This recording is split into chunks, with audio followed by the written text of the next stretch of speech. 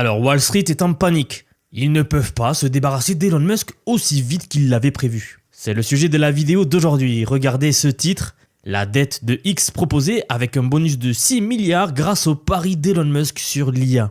Alors que se passe-t-il? Laissez-moi vous expliquer tout ça aujourd'hui. Bonjour à tous. En fait, Elon Musk doit beaucoup d'argent à Wall Street à cause du rachat de Twitter. Et ils sont en train d'essayer de refiler cette dette à d'autres personnes. Ils sont en train de tenter de convaincre les gens qu'Elon Musk est solvable, ce dont beaucoup d'analystes doutent, parce qu'il serait a priori beaucoup trop endetté. Et je vous pose la question suivante, selon vous, est-ce que Twitter, enfin X, est en croissance, en déclin ou alors est-ce qu'il est stable ? Et c'est là qu'on voit ce que Wall Street essaie de faire. Ils essaient de l'embellir en disant à tout le monde la chose suivante, en gros, écoutez les gars, si vous reprenez la dette de Elon Musk, et il est bon pour rembourser, et en plus il investit dans l'IA, eh bien c'est l'avenir, allez-y, foncez, reprenez la dette. Et c'est là que ça devient assez dingue parce que hier, même si vous ne suivez pas l'actualité, vous n'avez pas pu passer à côté de ce qu'il se passe. La Chine vient de sortir leur DeepSeek qui a fait trembler tout Wall Street aujourd'hui et tous les États-Unis. Parce qu'en gros, ils arrivent avec un produit IA beaucoup moins cher, qui consomme beaucoup moins d'énergie et qui est open source et qui a coûté beaucoup moins d'argent à produire. Si vous ne l'avez pas encore compris, ça détruit littéralement tous les investissements qui se faisaient à Wall Street et ça a détruit toute l'euphorie de cette année dans le domaine de l'IA. Elon Musk essayait aussi de surfer sur cette vague de l'IA et toute cette bulle est sur le point d'éclater. Alors petite parenthèse, je ne pense pas que ce soit complètement une bulle, mais plutôt que les actions étaient surévaluées. Mais nous y reviendrons tout à l'heure, je vous expliquerai ça et pourquoi je pense cela.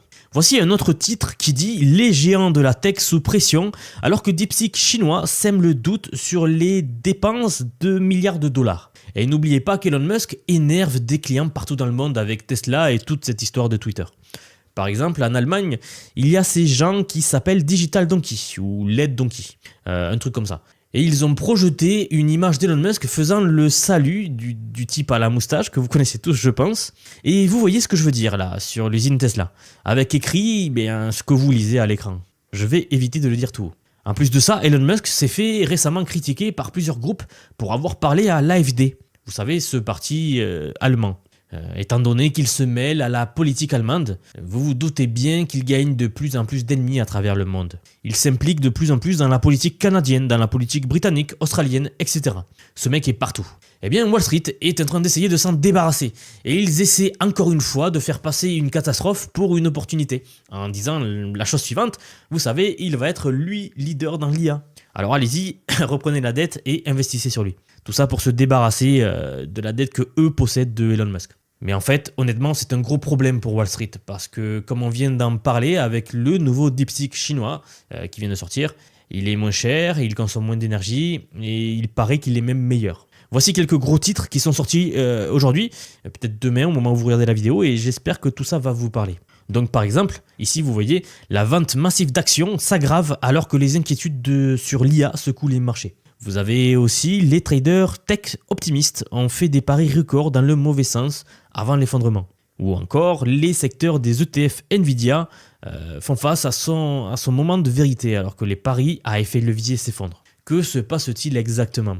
Je suis ça depuis quelques jours déjà, j'avais même fait une vidéo sur DeepSeek 2-3 jours avant le crash boursier sur la chaîne Vision IA, car tous les signaux avant-gardistes étaient là, donc nous l'avons un peu vu venir. Même si je dois être franc avec vous, je ne pensais pas à ce point-là, à ce niveau-là. Nvidia qui perd 17%, c'est énorme en fait, en un seul jour. Beaucoup d'investisseurs particuliers sont entrés sur le marché au sommet. C'est la meilleure façon de le dire. C'est d'ailleurs quelque chose dont Guinea a parlé récemment.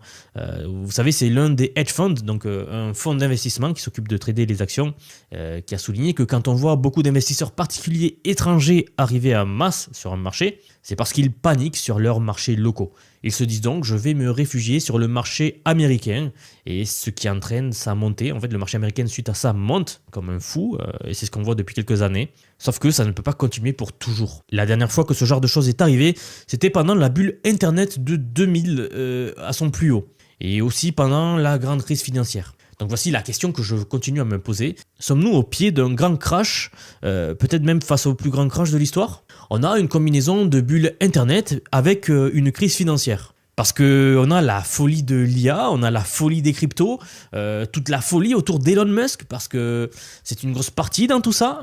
Par exemple, je ne sais pas si vous le saviez, mais Tesla, c'est l'action la plus populaire chez les particuliers. Et tout ça, bien sûr, c'est dû à l'éloquence et à la figure de proue qu'est Elon Musk dans ce secteur-là. Mais bon, il faut bien comprendre que la fortune d'Elon Musk est basée sur le cours de l'action, qui elle est super volatile. Et puis en plus, il emprunte énormément d'argent. Il vit sur des lignes de crédit pour acheter de l'influence. Tout ça, c'est un peu un château de cartes qui peut s'effondrer en cas de crise financière. C'est pour ça que je dois pointer du doigt cette histoire-là, où Wall Street est en train d'essayer de se débarrasser de la dette d'Elon Musk. D'après ce que je comprends, de la dette des 13 milliards de Twitter, ils doivent payer genre 1 milliard par an en intérêt, juste en intérêt. Alors oui, vous avez bien entendu, 1 milliard par an juste en intérêt, c'est assez dingue. C'est énorme, c'est vraiment énorme. Il y a plusieurs autres choses à dire là-dessus. Par exemple, regardez ce titre, le secteur tech s'effondre alors que les craintes de Wall Street sur les valorisations excessives s'intensifient. En gros, cela veut dire que tout est surévalué en ce moment. Et tout ça, c'est lié à l'IA. Quand ChatGPT a été lancé, vous pouvez voir le graphique ici, c'était vers janvier 2023, les marchés n'ont fait que monter depuis. On est dans cette frénésie, cette folle. Tout le monde se dit, ouais, l'IA c'est l'avenir, ça va être la meilleure chose depuis l'internet. Alors oui, j'y crois beaucoup personnellement également. Pour suivre le secteur de l'IA depuis très très longtemps, il n'y a pas de doute que l'IA, c'est la technologie la plus révolutionnaire que va inventer l'humanité, en fait qu'elle a déjà inventée, et c'est ce qui aura le plus d'impact sur la société. C'est la technologie qui aura le plus d'impact sur une société humaine. Ça, c'est certain. Ce que je veux juste dire ici, c'est que le cours des actions qui sont dans le domaine de l'IA sont montées beaucoup trop vite, beaucoup trop haut. Donc si on regarde l'histoire récente ou même plus lointaine, je suis convaincu qu'il va y avoir une période de ralentissement. Les actions vont chuter d'abord, mais elles vont remonter au même niveau dans le futur. Alors je ne sais pas quand, je ne connais pas la période, mais ce qui est sûr c'est qu'elles vont remonter au même niveau et qu'elles vont même aller beaucoup plus haut. Ça avait fait ça exactement sur le Bitcoin, ça avait fait ça exactement lors de la bulle Internet, lors de beaucoup d'autres événements dans l'histoire. Donc sachant à quel point l'IA c'est une technologie qui va révolutionner la société et notre monde, il ne fait aucun doute que les actions vont remonter à leur même niveau et beaucoup plus haut en fait, beaucoup plus haut. En plus, on va créer cette AGI, donc cette super intelligence générale qui sera meilleure que tous les humains. Ça veut dire que ça va remplacer les humains dans beaucoup de secteurs. Alors bien sûr, il y a deux problèmes majeurs à cela. En ce moment, on dépense des tonnes d'argent pour remplacer les gens. Ça va, vous vous en doutez, créer d'énormes tensions sociales. Et puis, il y a aussi tous ces besoins en énergie, car pour faire tourner tous ces centres, il faut une énergie massive. Mais maintenant, c'est ce qui est intéressant avec cette histoire de DeepSeek, qui change potentiellement toute la donne. Car d'abord, ça pourrait dire que Wall Street a balancé des milliards de dollars là-dedans, et que c'était peut-être pas aussi bien qu'annoncé, qu'ils ont surinvesti pour rien, qu'ils ont perdu beaucoup d'argent. Mais ça voudrait aussi vouloir dire que peut-être on n'a pas besoin de ces puces Nvidia super chères que tout le monde nous dit d'acheter. Et peut-être que les Américains ne vont pas forcément gagner la course à l'IA. En fait, ça remet beaucoup de choses en question. Et l'avenir de ce feuilleton a l'air assez intéressant. Moi, je couvrirai tout pour vous, donc n'hésitez pas à vous abonner si vous aimez le contenu jusqu'ici. Sur cette chaîne, on analyse toutes les news de ce genre-là et je vous fais suivre les histoires en temps réel. Maintenant, je voudrais vous parler aussi de quelques trucs assez intéressants. Regardez, ça c'est Nvidia et si vous avez suivi l'histoire, je sais que beaucoup de gens suivent l'histoire d'Elon Musk et de Tesla, mais pas forcément des autres entreprises du marché. Eh bien, Nvidia a été la coqueluche du marché cette année, j'ai envie de dire. En gros, il fabrique plein de puces. Et le modèle était assez simple, c'était le suivant. En gros, si vous voulez avoir des trucs IA, tout va être dans nos centres de données. Et ces centres de données, vous allez envoyer vos données dedans, dans tous les sens, à travers l'internet. Et nos puces, elles sont super rapides, et l'IA, elle a besoin de puissance de calcul, etc. Bref, la seule façon pour vous d'avoir tout cela, c'est d'acheter nos puces. Donc ça, c'était le discours de Nvidia sur ces derniers mois. Donc forcément, toutes ces entreprises se disaient « Ah ben c'est la seule façon de faire, et Nvidia est la seule entreprise à faire des puces au monde qui arrive à faire ça. Je suis obligé d'acheter ça, donc je dois les acheter. » Et du coup, les investisseurs investissaient en masse. Ils ont donc continué à gonfler cette boucle encore et encore et encore, c'était un peu le serpent qui se mordait la queue. Mais si ça se trouve, il y a une autre façon de faire. Et si on n'a pas besoin de ChatGPT? Et si la société X d'Elon Musk, qui s'appelle maintenant Grok, ne marchait pas si bien? Et si c'était le DeepSeek chinois qui allait rafler la mise de tout le monde? C'est pour ça que tout s'effondre en ce moment. J'espère que J'espère que j'ai pu simplifier la question assez facilement. Mais en gros, ça remet en question tous les investissements fous de milliards de dollars qu'il y a eu lieu sur cette entreprise Nvidia. La chute de 560 milliards de Nvidia à cause de DeepSeek est la plus importante de l'histoire du marché. Et il faut dire que ce sont les plus grandes pertes de capitalisation boursière jamais réalisées en une seule journée. C'est pour vous dire à quel point l'événement était majeur. Vraiment, celle-ci était massive, 560 milliards de dollars. Et c'était hier, ou avant-hier, en fonction de quand vous regardez la vidéo. Bref, c'était le 27 janvier 2025. La dernière grosse chute de l'action Nvidia était de 279 milliards. Il y a beaucoup de gens qui sont endettés là-dedans. En gros, il y a plein de façons différentes aujourd'hui parce que c'est comme ça. Tout le monde crée des ETF qui sont genre 2 fois, 3 fois avec effet levier. Si vous ne savez pas ce que cela veut dire, en gros, vous empruntez de l'argent pour emprunter de l'argent pour acheter des actions surévaluées. Oui, c'est un effet un peu bizarre. Mais en gros, c'est ça tout ce truc. Donc quand vous gagnez gros, mais quand vous perdrez énormément aussi. Et en plus, on peut faire tout ça sur nos téléphones. Vous savez, aujourd'hui, c'est du trading de dingue, 24h/24, accessible partout. Ça s'est vachement démocratisé. Et c'est pas seulement les actions Nvidia qui sont remises en question. C'est pas que les actions tech, c'est les Magnificent Seven, donc comme on les appelle, les 7 plus grosses entreprises tech des États-Unis et qui sont en train de porter l'économie américaine à eux seuls. Je vous fais pas le topo, mais en gros c'est Meta, Nvidia, Microsoft, Google, etc. Les actions énergétiques baissent aussi parce que, rappelez-vous, le pari d'avant, c'était qu'on allait tous utiliser des centres de données, qu'on allait tous acheter des puces Nvidia qui consomment beaucoup d'énergie, etc. Mais que se passe-t-il si on n'a pas besoin d'autant d'énergie finalement? Si on peut tout juste télécharger le code source de DeepSeek gratuitement, le mettre sur notre ordinateur personnel et utiliser notre matériel normal, pas forcément celui de Nvidia, ça change toute l'équation. Oui, j'essaye ici de vous faire voir le panel le plus complet de pourquoi est-ce que toute l'économie s'est crashée en fait aux États-Unis, parce que ça ne touche pas que le secteur de la tech, ça touche le secteur de l'énergie, ça touche plein de secteurs. Et même, c'est vraiment intéressant. Regardez, même le chef IA de Meta, donc le français Yann LeCun, qui est un des pères de l'IA, a fait une déclaration assez intéressante. Il dit que ce n'est pas que l'IA chinoise dépasse les États-Unis, mais plutôt que les modèles open source dépassent les modèles propriétaires. Donc l'idée, c'est que c'est open source, gratuit, on peut tous regarder le code, etc. Et peut-être qu'on ne peut pas facturer finalement des sommes folles pour ces trucs. Et surtout, en période de ralentissement du marché, qu'est-ce qu'il se passe? De notre côté, l'Occident doit comprendre la culture de survie chinoise. J'aimerais vous faire voir ce point de vue-là. En fait, plus vous contenez et plus ils innovent. Personnellement, je pense qu'il vaut mieux la collaboration et pas la confrontation. C'est la voie à suivre pour le bénéfice global de l'humanité. Mais bon, ces discours-là sont un peu cucu à l'eau de rose, je le sais très bien. En géopolitique, ça ne marche pas comme ça. Et c'est le rapport de force qui marche. Bref, vous voyez ici que la puissance des ressources ouvertes et de l'open source ne fait que commencer, j'ai l'impression. Si vous ne connaissez pas mon histoire personnelle, j'ai travaillé dans la recherche et j'ai d'ailleurs une chaîne IA qui analyse toutes les sorties et avancées en matière d'IA. Si ça vous intéresse, vous pouvez retrouver le lien en description ou vous tapez Vision IA sur la barre de recherche YouTube.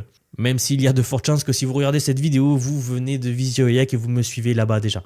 Si c'est le cas d'ailleurs, je vous en remercie grandement. Ça me fait vraiment plaisir de pouvoir créer une chaîne sur une autre de mes passions qui est donc la géopolitique et l'économie. Mais bref, c'est quelque chose que je sais depuis longtemps. La Chine va rattraper son retard. Et certainement très très vite. Et ici, c'est un sacré signal d'alarme pour Wall Street, la tech et franchement pour Elon Musk aussi. Il y a beaucoup de concurrence dans ce domaine, et plus de concurrence mange vos marges, plus c'est la course vers le bas. Les gens sont vraiment intéressés par cette nouvelle IA chinoise DeepSeek. Ici, regardez, ça dit le trafic vers DeepSeek chinois explose de 300 000 à 600 millions de visites. En un seul jour, c'est monumental. Donc oui, les gens se ruent dessus comme des dingues. Et encore une fois, ça fait éclater la bulle de Wall Street, c'est ce qu'essaie de vous vendre Wall Street. Je pense que cette histoire remet vraiment ça en question. En plus de ça, vous avez un problème avec les résultats des grandes entreprises tech dernièrement. Parce que ça montre aussi qu'il y a peut-être d'autres entreprises dehors qui rentrent dans la course. Donc cette IA, le DeepSeek chinois, est vraiment un événement important parce que, encore une fois, ils arrivent moins cher en open source et vous n'avez pas forcément besoin d'acheter ces puces Nvidia super chères, ce sur quoi était basé tout le modèle économique récent de la tech et de l'IA récente. Et est-ce que le logiciel est meilleur ou pas? Ça, je sais pas, qui sait. On va le découvrir quand les gens vont commencer à éplucher l'open source et l'essayer eux-mêmes.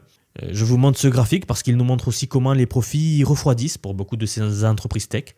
Et en gros, ça ne justifie pas les valorisations. C'est ce que je vous disais en début de vidéo. Je trouve que les actions de ces entreprises sont surévaluées. Il y a eu une course, un rallye vers le haut beaucoup trop rapide. Ce qui veut dire qu'on valorise les actions beaucoup trop haut par rapport à l'argent que gagnent réellement les entreprises.